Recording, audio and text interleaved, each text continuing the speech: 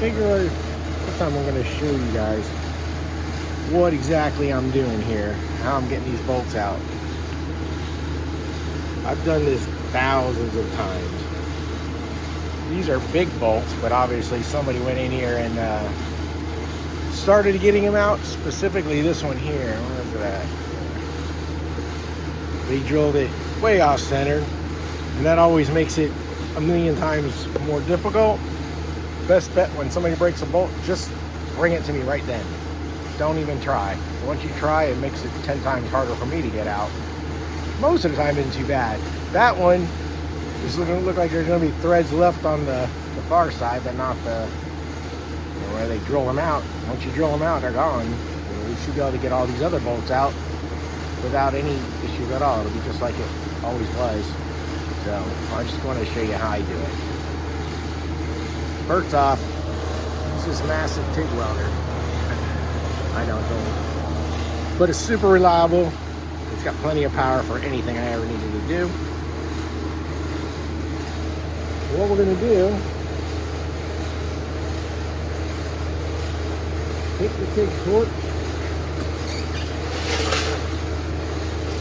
and heat up the bolt. These ones are sticking out, so they're not difficult. That one's sticking, and this one here, all this stuff is going to want to fall off into it. See this is off, you know, take the chunks from there. We'll heat it up, and what we're trying to do is not just so it melt the thing, or even weld it right away, but what we want to do is heat the bolt, so we're just heating the bolt and try to penetrate as much heat down into the bottom of the bolt as possible. That's what's going to get the bolt out, that heat. So we'll take it. We're not even like, really melting it. It's barely melting it. But you kind of circle around. Obviously, stay away from the thread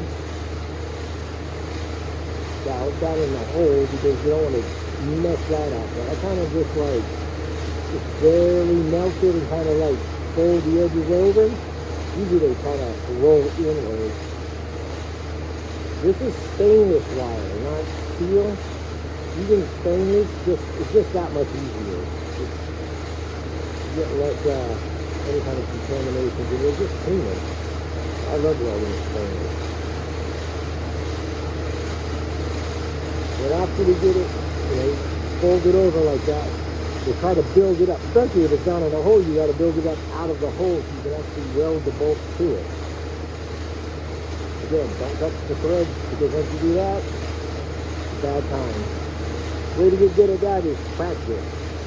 TIG welding is all about practice. Anything. Practice a lot. A whole lot.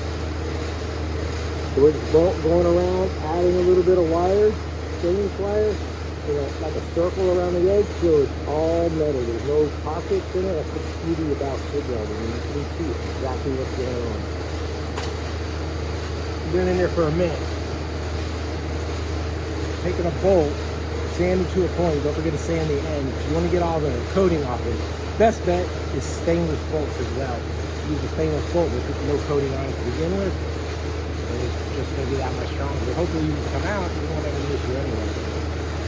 Hold it on top, and get a little tap. Hold it nice and straight. Well, it don't have to be nice and straight, but it's just that much easier when it is nice and straight. That's not nice and straight at all. Come back around and put it back on the other side. Try not to make it fall off. Sometimes it happens. You go back around and you want to fill that gap up. You want to make the weld actually, if you can, wider than the bolt, because the wider you make that, the wider you make that, the stronger it is. It's like leverage.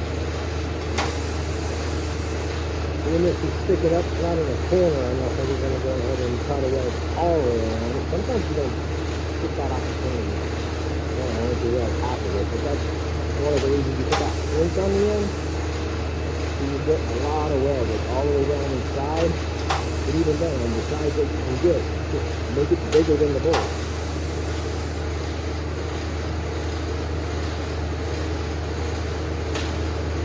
This is still adding more heat to the broken bolt.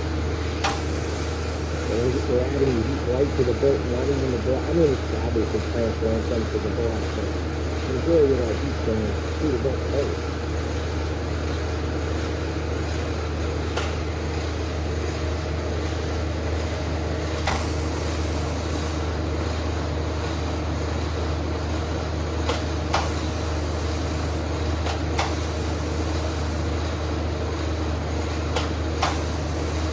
pump that wire. This is 035 stainless wire. Pretty thin stuff, but kind of what I learned to weld with. And I feel this is the best wire to use for everything, pretty much.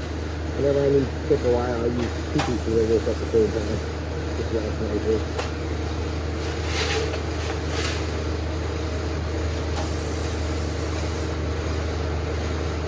The machine that we have has no fancy settings or on. It does have AC, but obviously it's not for steel. It has high frequency and let the arc flow. And it does it in a crazy old fashioned way.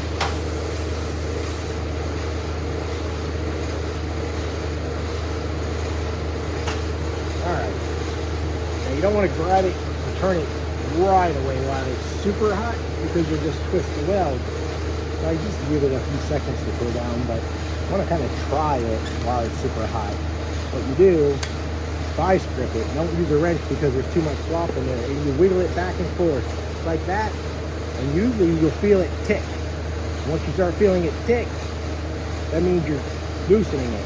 Sometimes the tick is the weld just breaking off. But hopefully everything goes right and we'll get this one out. If not, do it again. This is off of a cylinder out of like a boom truck.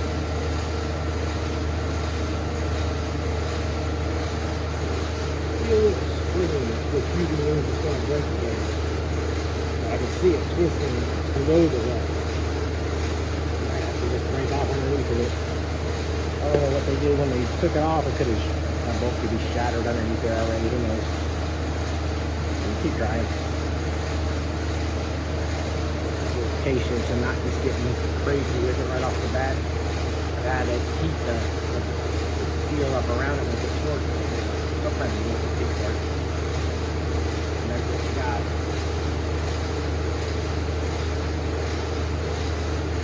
You won't go and just try to twist it off. That might be bad.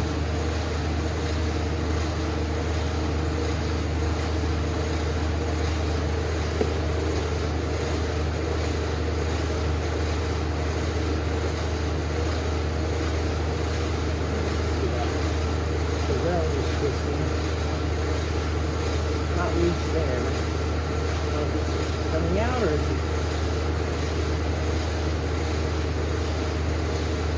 getting ready to break? It's gonna be one of those two.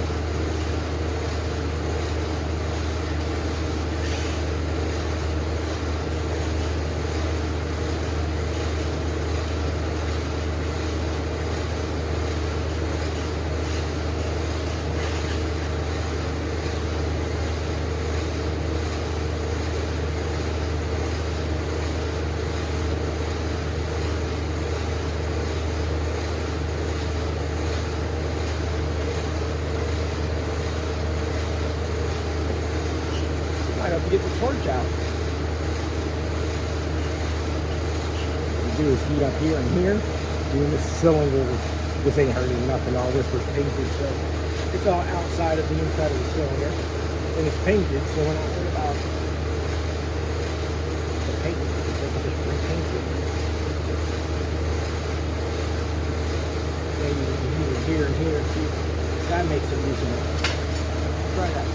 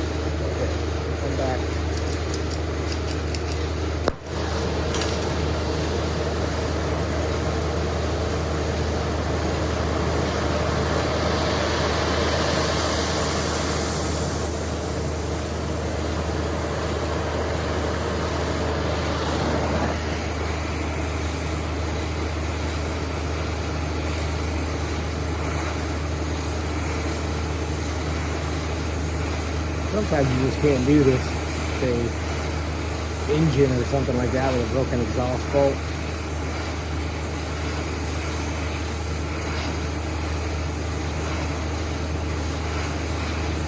And we can, we will.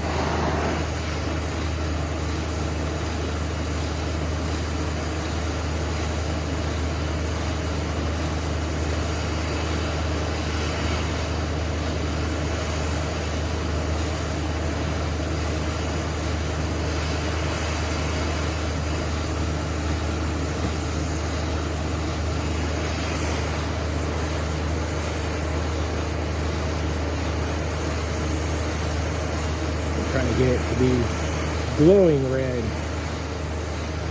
I didn't know it's hot enough.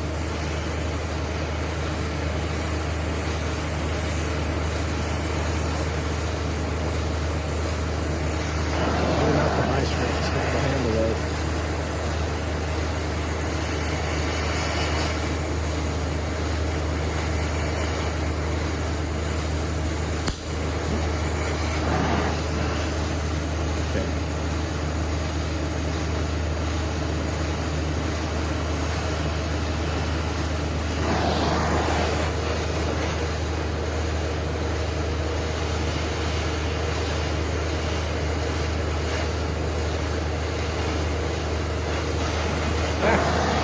Look at that. Right out. It wasn't even tight after that. The cool thing about this method, is the threads are perfect in there. So that part is ready to go. That hole, not so much. If you would have brought it over before they did that, we wouldn't have to even sweat.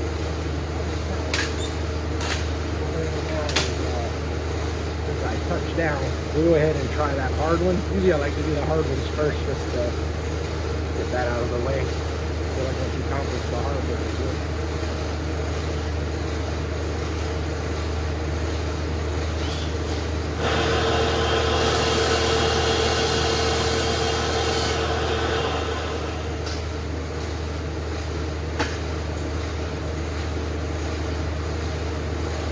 This will be definitely tricky because you got to weld to only one side, then bring the weld up so we can weld the bolt to it without touching the threads. So it's very close to where it's already at. So may or may not work.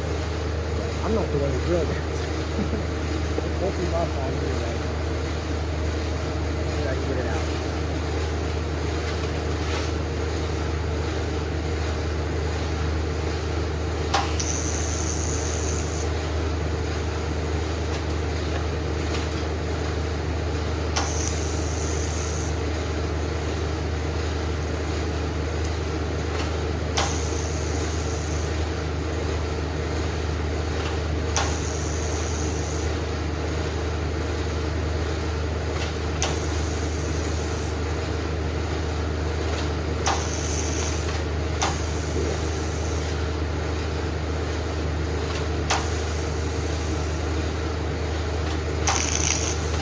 Probably go ahead and heat the outside of this one as well before we start doing that. I can't get a lot of weld on it. You're really not going to be able to get a lot of heat directly with that bolt when 90% of it's been drilled out already. Let's see if we can get something to attach to it.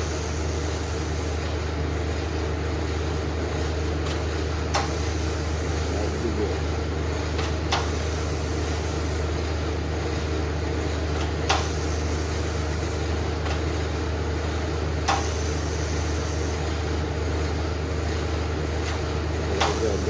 To be able to weld that without doing up the threads, it just takes a lot of time. I've been doing it for a very long time. I was taught by somebody very good. Very, very good at it. It's still me way of doing it. Getting both out.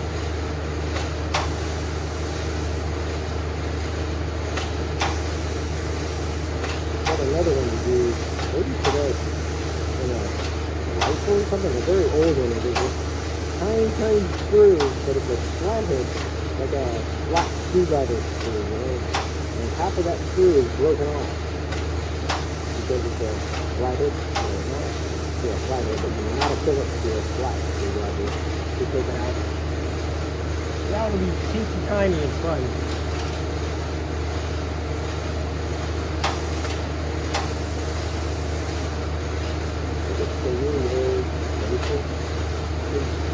Refinished guns across the street. I don't know anything about them. They do.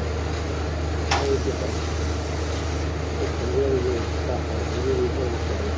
All those things.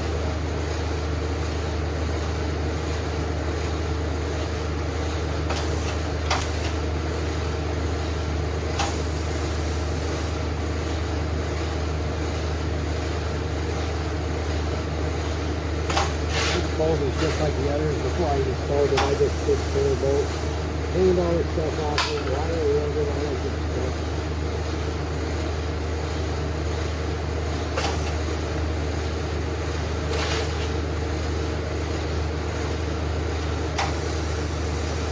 I mean, it would be better. I'm not saying it's like this guy.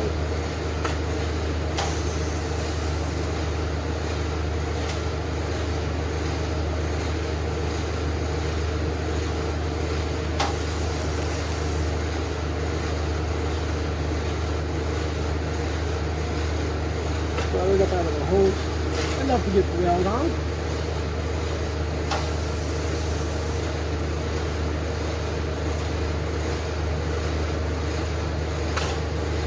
Not a whole lot of attachment to the bolt, but then very little of the hole that can attach it to. So,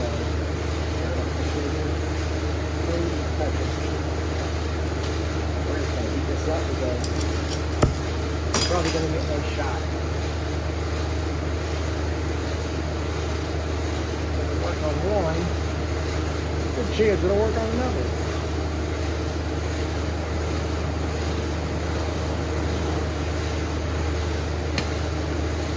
That fire is paint.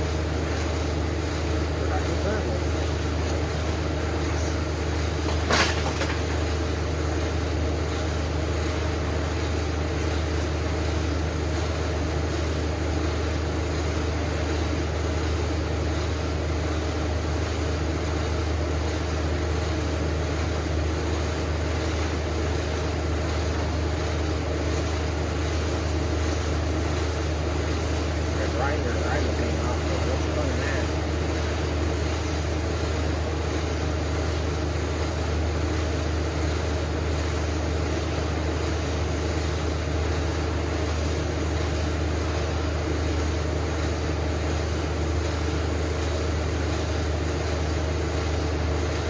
Focus any heat on the bolt. We don't need to get it any hotter, and we don't want it to be hot where it breaks the bolt and not hard. Just the way it works is when you heat up the metal, it expands. And that's what makes the bolt come out. But it's like this. Most of the time, I don't have to heat up the bolt, just heating the bolt itself. I can get it out without messing up the torch.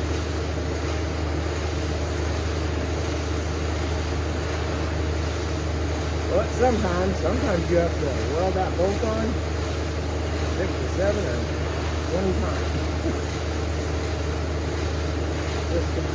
Just to keep those out.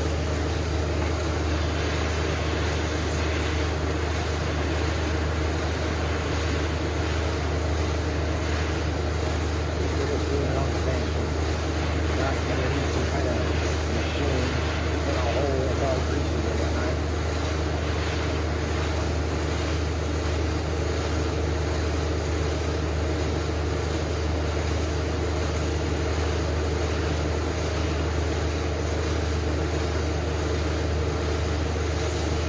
What do you think?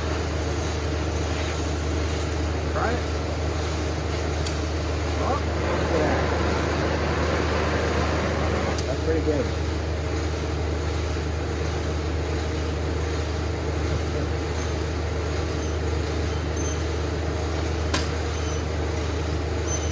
Remember, those bolts broke off, then they were drilled out. Pretty wild. Like you can see, there wasn't much that I'm doing there to weld that thing on. There wasn't much to grab, and you see they drilled through that whole side, so see what we have left. Yeah, it's hard to see, but yeah, threads are good on that side and not so much over there where the drill is, but I did the best I could. I can't magically make those threads come back. So. All right, 2 more to go. I think we'll shut it off now though. Basically, same technique for those other 2 bolts and they should be pretty easy. Stay tuned, hit that like button, and subscribe. Share any tips.